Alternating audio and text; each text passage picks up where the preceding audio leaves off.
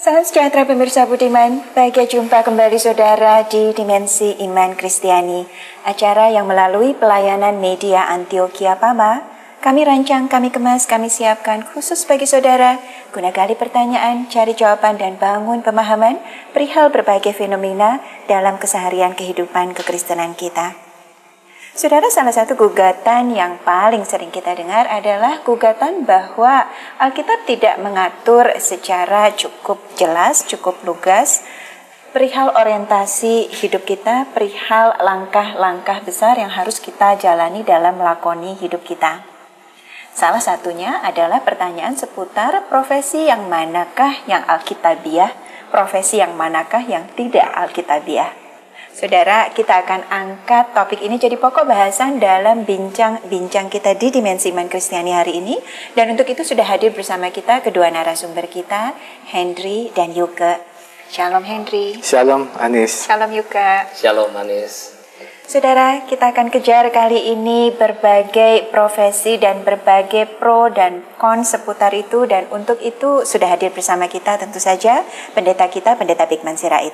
Shalom Pak Bigman. Shalom Anis. Saudaraku yang kekasih, berbicara tentang pekerjaan, entah berapa ribu macam jenisnya, apalagi teknologi memungkinkan kemajuan semakin menggila dan semakin luar biasa, sehingga pekerjaan yang tidak pernah dipikirkan ternyata bisa jadi pekerjaan, bahkan duduk-duduk di rumah pun bisa menjadi sebuah pekerjaan. Manakah kemudian pekerjaan yang menjadi tepat yang Kristiani? Sebuah pertanyaan yang sangat menggelitik, bukan? Namun sebelum kita lanjut memikirkan bagian ini di dalam profesi, kita akan lebih dulu berdoa, dan saya minta Yuka untuk pimpin kita dalam doa. Mari kita berdoa. Kami bersyukur Tuhan untuk acara ini. Tuhan pimpin baik Pendeta Bigman Sirait maupun kami semua dan pemirsa di rumah, supaya kami boleh berinteraksi secara rohani. Kami memikirkan apa yang berkenan di hadapan Tuhan, memacu hidup kami untuk boleh menjadi contoh teladan di dalam hidup ini. Berkati acara ini dari awal hingga akhir. Terpuji nama Tuhan, dalam nama Tuhan kami Yesus Kristus kami berdoa. Amin. Amin. Kejadian pasal 2 ayat 15. Pasal 2 ayat 15 dikatakan begini, Tuhan Allah mengambil manusia itu dan menempatkannya dalam Taman Eden untuk mengusahakan dan memelihara taman itu. Pondasi dari pekerjaan yang dilakukan manusia adalah melakukan apa yang Tuhan perintahkan.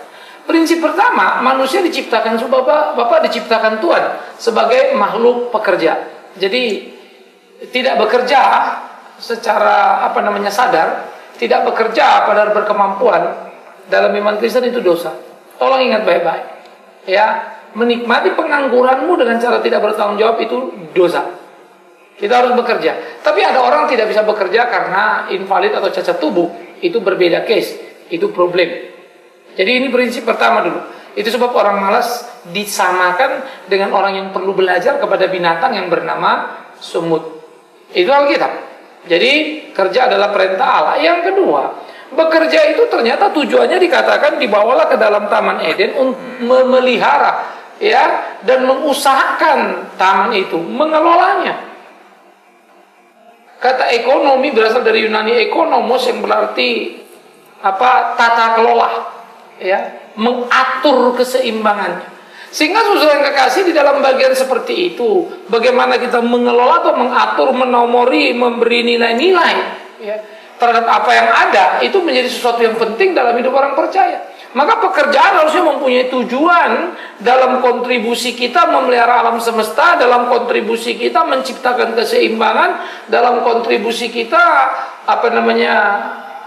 dalam hidup bermasyarakat. Nah, itu yang mestinya dipahami sebagai pekerjaan. Sehingga pekerjaan tentu tidak asal pekerjaan, bukan? Karena itu profesi tadi penting menjadi sebuah pertimbangan pemikiran Kristiani kita. Sehingga kita tidak salah memilih bagian-bagian yang harusnya kita pilih di dalam kehidupan kita. Oleh karena itu, di dalam bagian seperti ini ada satu sikap yang perlu dipahami oleh Kristen, satu sikap yang kritis terhadap fakta-fakta kehidupan yang seringkali tidak terhindari. Supaya ketika pilihan ada di dalam tangan kita, kita tidak menjadi salah. Dan kalau pilihan tidak ada di tangan kita, kita bisa menentukan sikap. Kan begitu, tinggal atau pergi. Nah, oleh karena itu, biarlah pekerjaan kita menjadi berkat bagi sesama kita. Dan Paulus berkata di dalam Efesus, kalau kau bekerja, bekerjalah seperti kepada Kristus. Tapi kalau pekerjaan yang mencuri misalnya, kan masa bekerja sama seperti kepada Tuhan itu dengan dosa, kan nggak mungkin toh. Apapun 1001 alasanmu silakan. Tetapi dengan segera engkau bisa mengerti bagaimana itu tidak diperkenan oleh Tuhan. Nah, pikirkan apa yang sesuai dengan kehendak Tuhan yang bisa kita lakukan untuk kepujian kemuliaan nama Tuhan. Karena pekerjaan, aspek yang ketiga adalah pelayanan. Karena pekerjaan melakukan kehendak Tuhan itu sesuai bilang pekerjaan pelayanan. Jadi harus dipahami perintah Tuhan menjadi sebuah keharusan karena manusia dalam makhluk pekerja.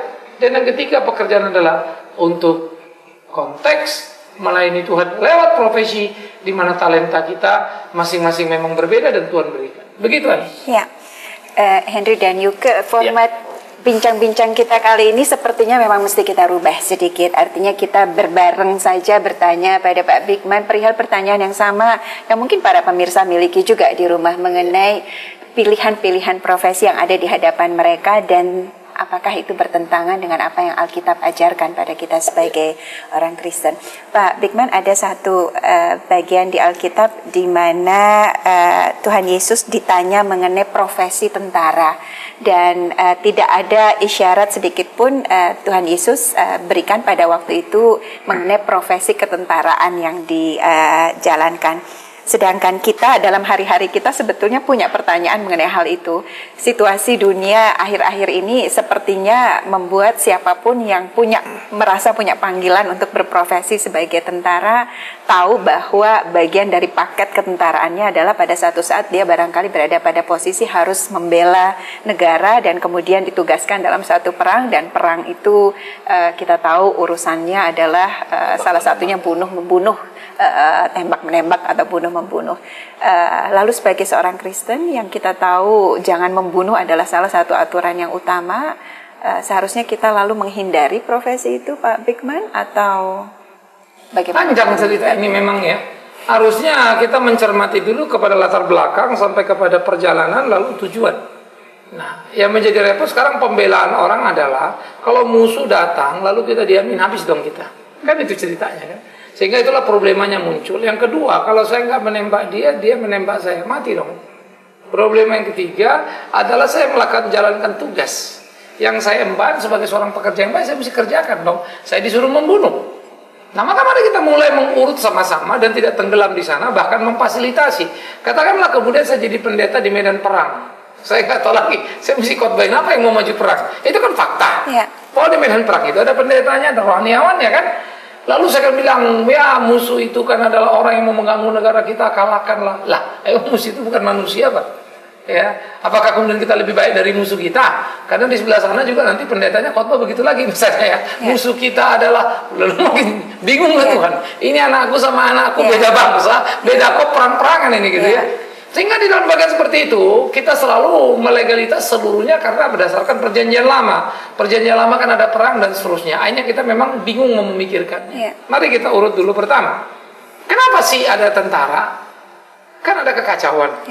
Itu dulu tentara entah polisi gitu ya. Ada kekacauan, ada kepentingan untuk mempertahankan negara atau kekuasaan. Tetapi ketika katakan mempertahankan negara, lebih kuat sebetulnya bukan negara yang mau dipertahankan, tapi kekuasaan. Ini politik. Ini kepentingan ini ada. Sehingga legalitas terhadap satu negara menjadi makin kokoh. Karena ternyata Swiss ya yang tidak pakai militer. Jadi negara paling kaya aman pula lagi, gitu ya. Itu kan satu contoh yang perlu menggelitik kita. Maka problema kita kan berarti ada kekerasan, ada kekacauan. Nah, mestinya kalau nggak ada kekerasan, kekacauan, perlu nggak orang tembak-tembakan atau bunuh-bunuhan? Nggak perlu kan? Artinya gereja gagal membuat dunia tidak keras. Itu dulu. Berarti kan dosa itu lebih produktif daripada gereja sebagai terangnya. Yang kedua kemudian terjadi serbu menyerbu, serang menyerang, rebut merebut kan gitu. Maka ambisi untuk menguasai itu kan keserakahan. Lagi-lagi gereja kalah, kan mestinya keserakahan nggak ada. Sehingga gereja kemudian kalah lagi terhadap keserakahan yang ada. Akibatnya muncul lagi persoalan. Tetapi ketika gereja kalah dulu, hanya gereja melegalitas karena gereja pun pernah punya tentara. Perang salib adalah aib yang susah kita hapuskan. Kalau orang lain, agama lain saya nggak terlalu pusing. Tetapi ketika bicara kekristenan, mengangkat senjata dan perang, sungguh menggelisahkan ketika gereja terlibat secara langsung di dalamnya. Mau apa lagi? Lalu orang seringkali berdebat dan mengatakan, oh nggak bisa begitu Pak, doktrin militer itu kan begitu. Kita ini kan tugas membela negara. Tapi membela negara kamu melawan Tuhanmu itu seperti apa? Oh, tapi kan kalau saya juga tidak menjalankan tugas saya, berarti saya juga tidak menjadi saksi kan? Yang jadi persoalan kan kenapa kamu di situ? Oh, banyak kerjaan lain. Nah, itu mungkin nanti topik kita memilih profesi, bukan? Tetapi soal perang tadi menarik, Mahatma Gandhi menerjemahkan maupun Martin Luther King dalam perjuangan mereka. Ya. Ini menjadi perang modern yang bagi saya sangat sangat brilian. Karena kemudian Gandhi menyuarakan apa yang disebutnya sebagai ahimsa, gerakan tanpa kekerasan. Ya. Mana mungkin sih sebuah pertempuran merebut kemerdekaan tanpa kekerasan? Lalu dia menyebut beberapa konsep yang dipahaminya sebagai satyagraha, jalan kebenaran. Ya. Bagaimana itu berjalan di kebenaran. Gandhi totalitas terinspirasi dengan khotbah di bukit yang Yesus ajarkan, tampar pipi kanan, kasih pipi kiri. Ya. Memenangkan pertempuran dengan memberikan korban. Kamu ditampar, kasih lagi untuk menang. Nalar ini susah memahami karena tumpukan kegilaan akan kekuasaan diri ada pada semua orang. Saya nggak mau jadi nomor 2, saya nggak mau dihina kan begitu.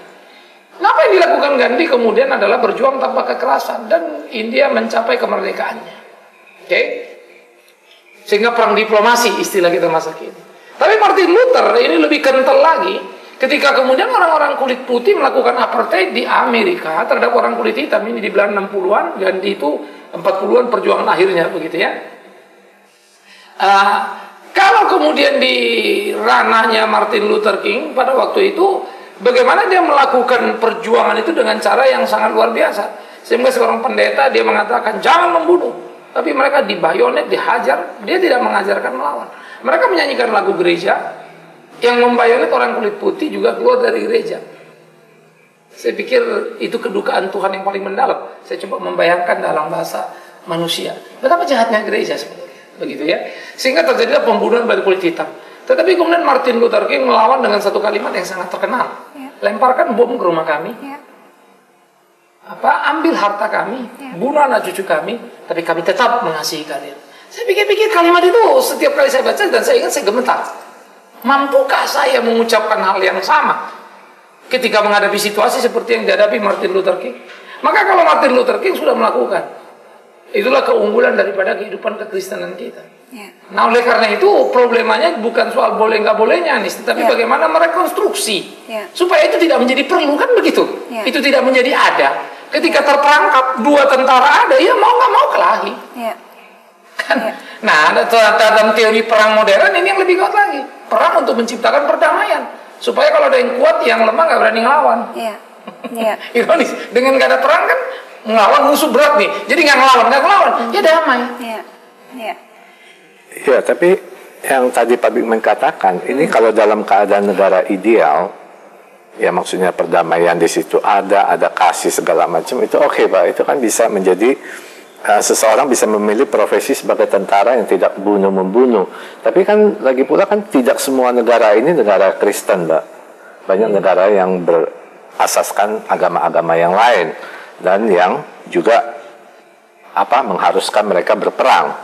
Nah, apakah pemilihan profesi ini salah? Itu kan pertanyaan. Yeah. Nah, mungkin agak ekstrim kalau kita bawa ke tentara, tapi Yeah. ini saya contoh harap lain juga barangkali. Pak Bigman bisa menjawab dulu biar clear. Okay. Nah, contoh yang lain misalnya seseorang yang kerja di pabrik rokok. Yeah. Nah, kita kan tahu Pak, rokok ini kan akhirnya mencelakakan banyak orang. Nah, apakah kita boleh bekerja di tempat itu atau tidak? Ini kan pertanyaan yang ini. Atau perusahaan bir atau perusahaan senjata yang memang Iya. jelas-jelas dirancang untuk dalam kaitan Iya, dengan tentara tadi untuk membunuh juga Iya, gitu ya, betul. untuk menembak. Uh-uh. Juga Saya repot juga nanti kalau industri garam misalnya. Ternyata orang makan garam juga banyak sakit begitu ya. Darah tinggi. Ini memang menarik nih di level ini. Cuma memang kembali kalau kita pikirin memilih profesi, memang mesti mundur ke belakang sejak sekolah sih sebetulnya. Kan Tuhan suruh kita bergumul apa sih yang sebetulnya mestinya kita kerjakan begitu ya. Akhirnya balik-balik memang kedewasaan rohani masing-masing orang. Contoh juga misalnya, apakah suami istri harus bekerja, lalu anak dititipin orang lain. Tapi kota besar seperti Jakarta barangkali nggak ada pilihan. Kalau nggak cukup misalnya seperti itu. Jadi ada banyak dilematis sebetulnya di dalam memilih profesi, dan saya pikir nggak bisa kita kasih garis no, kecuali yang jelas-jelas ya, misalnya pabrik narkoba, apa barangkali rokok atau apa yang. Tapi satu hal Pak Yuke tadi kan juga tadi Pak Bingman mengatakan bahwa kerja itu adalah melayani. Nah, makanya. Nah, artinya, kalau di bidang apapun kita bekerja, kalau kita melayani dengan benar kan, berarti nggak salah dong. Ada subjektivitas di sini kan Yuke. Buat seseorang ini adalah pilihan yang jelas betul gitu ya, bahwa ini kan yang diproduksi drugs gitu ya. Sementara yang lain barangkali yang berkarir di perusahaan rokok. Kalau drugs secara negara pun dilarang. Tapi kalau rokok pemerintah hanya menghimbau kok. Buktinya udah dipasang ini kanker penyebab ini nggak baik, toh orang pakai kok tetap begitu loh. Artinya pemerintah nggak bisa larang itu. Minuman keras kita contoh yang nggak ada larangan. Misalnya, makanya artinya banyak kecuali yang memang secara hukum. Akhirnya yang di luar itu saya pikir kedewasaan rohani seseorang yang menentukan dia pilih profesi seperti apa gitu. Yang dia nggak siap untuk. Misalnya gini, ditawari kerja di pabrik rokok dengan gaji besar sekali, tapi satu lagi kerja di restoran atau apa gaji lebih kecil. Nah, tapi kalau nggak siap hati untuk benar-benar melihat itu, saya lagi pikir kesiapan iman untuk nggak kecil pun ini berkat dari Tuhan. Saya ambil yang ini bukan yang itu. Kan nggak mudah seperti itu juga. Keputusan untuk ambil itu. Dan saya pikir nggak tahu Pak Wiman. Maka kan kita bilang tadi, misalnya kalau kita balik ke militer tadi, fakta dan tidak terbantah misalnya kan, Swiss tidak memakai militer. Ternyata negaranya aman, tentram dan maju. Negara yang memakai militer justru cenderung terlibat dalam perang dan gila dengan kekuasaan karena kemampuan militeristik tadi. Andai kata kita berandai-andai, semua kita sepakat nggak mau perang, jadi senjata tidak diproduksi. Suka tidak suka, dunia juga terpaksa aman kan. Kalau mau nyerbu ya kelahi, pukul-pukulan tangan dah. Pokoknya senjata nggak boleh aja misalnya. Kalau dunia yang bikin peraturan, nah yang jadi persoalan memang apa yang dikatakan Henry tadi, ya negara sana boleh, negara ini boleh. Memang yang jadi persoalan adalah ada top leader ini nih. Nah kan gitu. Nah orang Kristen sendiri pun ketika ngeliat sana boleh, masa kita nggak bikin, ntar dia nyerbu kita gimana? Kepercayaan kita terhadap kebenaran di mana Allah melindungi memang sudah gugur karena fakta musuh di sana kelihatan punya senjata. Nah, tapi sebetulnya kan bukan Allah yang salah desain. Kita salah mengambil keputusan gitu kan. Nah, itu sebab menarik Yesus memperjuangkan pertempurannya dengan mengingatkan Petrus menyarungkan apa? Pedang. itu mengagumkan. Sarungkan pedang. Kalau pikir-pikir, benar Petrus dong. Ini orang datang nyerbu kok gitu ya. Siapa tahu bisa lolos. Tetapi apa yang dilakukan Yesus ternyata tidak, bahkan dia mati lalu dia bangkit. Malah di situ katanya kemenangannya. Nah, Paulus kemarin bisa pegang senjata untuk membunuh pengikut Kristus. Waktu jadi pengikut Kristus dia diubur-ubur senjata. Tapi di situ kemenangannya. Nah, paradoks value ini memang kalau kita bawa ke umum, orang pasti akan berkelahi dengan kita. Dalam tatanan nilai tadi kan, kita kan dianggap gila kan begitu. Tetapi yang seperti saya katakan tadi, Martin Luther King memenangkan perjuangannya dengan apa yang disebutnya senjata. Masa kininya dia pada waktu itu adalah moral force. Kekuatan moral. Dan dia menang. Faktual loh, di bayonet, faktual dihajar, faktual di ini. Karena ternyata akhirnya musuh itu pun nyerang terus. Bingung juga ini orang ditusukin, diapain, nyanyi aja. Gini istilahnya ya. Ini perkelahian yang konkret sekali. Nah memang yang jadi persoalan adalah, punyakah kita mentalitas seperti itu? Sampai di bayonet dan kemungkinan mati dong. Toh kalau mati masuk surga kan enak toh seperti. Daripada saya bertahan lalu saya tembak 5 orang mati, tapi akhirnya saya mati juga kan. Hanya mati bawa nyawa 5 orang. Atau kita bisa begini nggak Pak? Kita jelas-jelas mengatakan bahwa dalam kekristenan profesi sebagai tentara nggak boleh. Harusnya gereja berarti enggak gitu. Maka kalau saya ditanya nih, saya pernah ditanya saudara militer, saya jadi abri, salah dong Pak. Saya suruh angkat senjata perang. Kalau kamu tanya saya bilang salah. Jadi saya nggak bisa jadi militer, ya jadi logistik. Kalau mau di situ, pelatih fisik misalnya ya, tapi bukan bagian perang. Tapi kan lucu, itu kan tugas. Mana bisa ditolak Pak? Ya kamu keluar, so simpel amat sih. Maka saya suka waktu Yesus ngomongnya, aku mengutus kamu seperti apa? Domba ke tengah serigala. Itu kan mission impossible. Baru saya ngerti ini bukan soal gebuk-gebukan atau apa. Kayak tadi ini nih. Milih kerjaan aja pun jadi masalah. Persis kayak singa di tengah serigala. Duh kalau nggak ini, mati mati aku ini mati berdiri beneran, nggak ada lagi pilihan lainnya. Ya. Karena di sisi lain kita juga kalau misalnya gereja diserbu orang, lapornya sama polisi juga. Ya. Kalau polisi nembak yang nyerbu mati, haleluya puji Tuhan, biar keroknya mati. Ya. Tapi Pak, kita kembali kepada tadi di awal Bapak mengatakan bahwa pekerjaan itu adalah suatu pelayanan juga. Tadi kan Bapak mengatakan begitu. Betul. Nah, soal pelayanan ini kan definisinya ini sangat luas, Pak. Seperti misalnya tadi kita kembali kepada sebagai profesi tentara. Lah itu kan melayani negaranya, makanya kita melayani keluarganya, termasuk yang ada di dalam kan, Pak. Untuk tujuan apa? Nah ini yang jadi problem. Sehingga sebetulnya keluarga yang kita layani, negara yang kita lihat kan kamuflasenya kan. Sebetulnya makin banyak kamu tembak orang, kamu makin hebat, makin berani, naik pangkat yang jadi tujuan. Nah, tapi pembenaran terhadap naik pangkat ini adalah membela negara, kan gitu. Maka ini tentara-tentara ini kalau udah di atas juga prajurit dia lupa lagi tuh. Jenderal-jenderal ini kan banyak nggak mau lagi lihat ke bawah. Ya, jadi sehingga tiap-tiap orang kan sebenarnya mau menggapai cita-citanya lewat profesi yang dipilihnya. Nah, melayani mestinya adalah dia melakukan pekerjaan itu tidak melulu hanya untuk sekedar memuaskan dirinya atau mencapai apa yang menjadi keinginannya, tapi apa yang Tuhan perintahkan pada dia. Nah, celakanya dalam kerjaan ini Tuhan nggak perintahkan kita membunuh misalnya kan. Jadi waktu kita melayani negara melawan Tuhan, loh ini sebenarnya lagi melayani apa enggak ini? Kamu melayani negaramu silakan, karena negara membangun doktrin itu. Tetapi kamu tidak melayani Tuhan karena Tuhan larang kok. Sehingga di dalam konteks pelayanan tidak boleh serta-merta menabrak apa yang Tuhan perintahkan. Ya. Ya. Nah, mungkin lebih halus mungkin kerokok tadi kan. Kalau bir gimana, Pak? Nah, atau minuman keras beralkohol? Minuman keras harus dipahami pada dua aspek, misalnya wine dan bir. Ya, minuman beralkohol ada mempunyai tujuan yang sangat menarik. Ya, mungkin agak berbeda dengan whisky dan ke atas lagi. Jadi kita mesti lihat klasifikasi. Minuman wine tidak didesain untuk you minum mabok. Bir tidak didesain untuk minum you mabok. Bir diminum mempunyai kandungan sari buah yang sangat bagus untuk saluran pencernaan, asal diminum tepat ukuran. Anggur juga, mau anggur orang tua kayak anggur apa, asal tepat ukuran. Itu adalah bagian daripada pemeliharaan tubuh kita. Yang jadi masalah, dia dimakan over, diminum over gitu ya, mabok kan? Oh, mabok karena apa? Bukan, dia minum kebanyakan. Sama saja, udang kan gak haram ya, atau makanan lain, lemak dan segala macam. Tapi kalau kebanyakan, ya kolesterol. Maka sebetulnya banyak gereja juga menurut saya banci. Bir nggak boleh karena alkohol. Saya tanya satu pendeta, jadi nggak boleh Pak? Enggak. Saya ngomong-ngomong, terus saya sengaja putar-putar, terus saya tanya, Pak, suka tape? Oh, saya suka Pak. Kalau yang Bandung itu suka banget gitu. Saya ketawa, Pak, you lucu ya. Tadi bilang nggak mau minum bir yang cuma 3,5%, tape itu 7%. Alkoholnya lu makan juga. Kan ini sebetulnya menjadi pembodohan terhadap umat nih.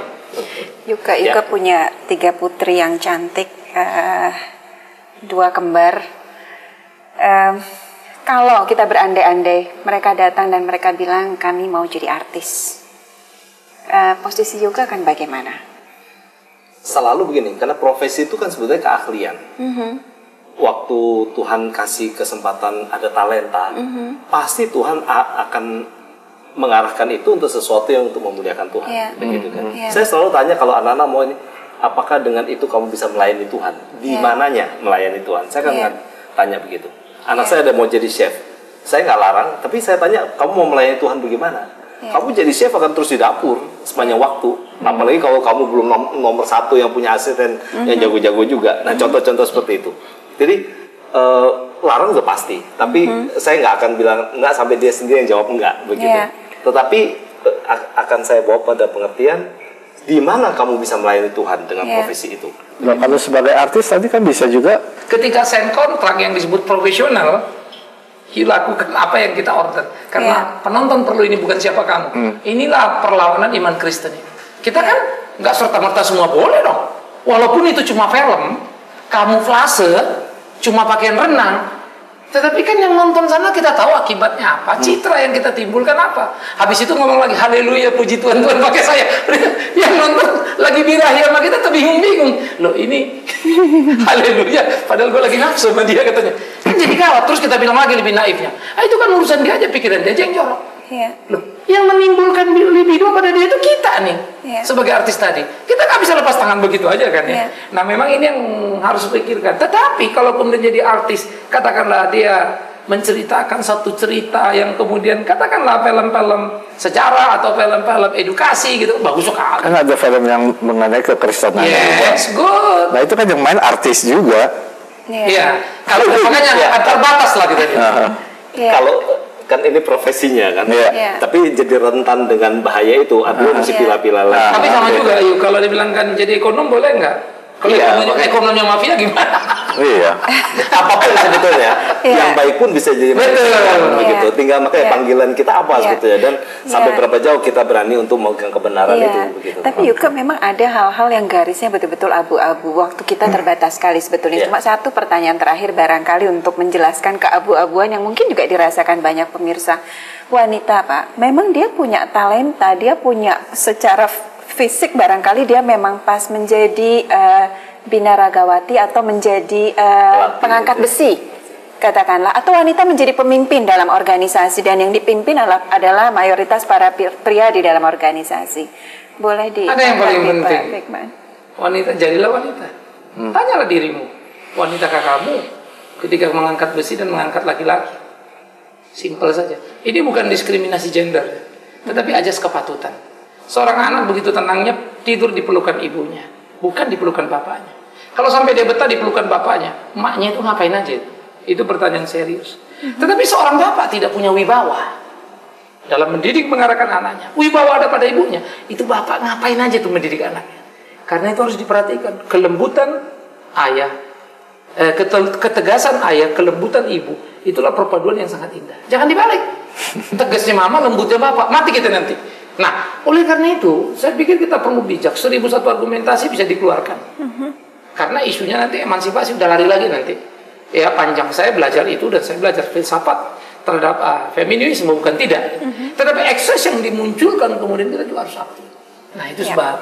Marilah kita sadar kepada Tuhan ciptakan laki-laki perempuan dengan karya kita itu ya.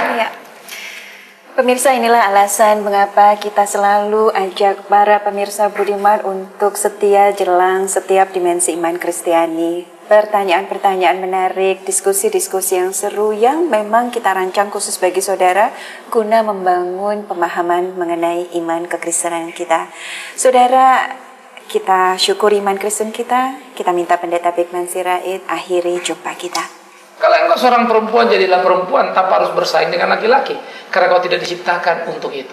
Tetapi dunia menciptakan peperangan gender yang sangat menggelisahkan dan merusak. Jika kau seorang pria, jadilah seorang pria tanpa merambah dunia wanita dan berpikir aku pun bisa melakukannya, karena tidak ada yang bisa kau buktikan di sana.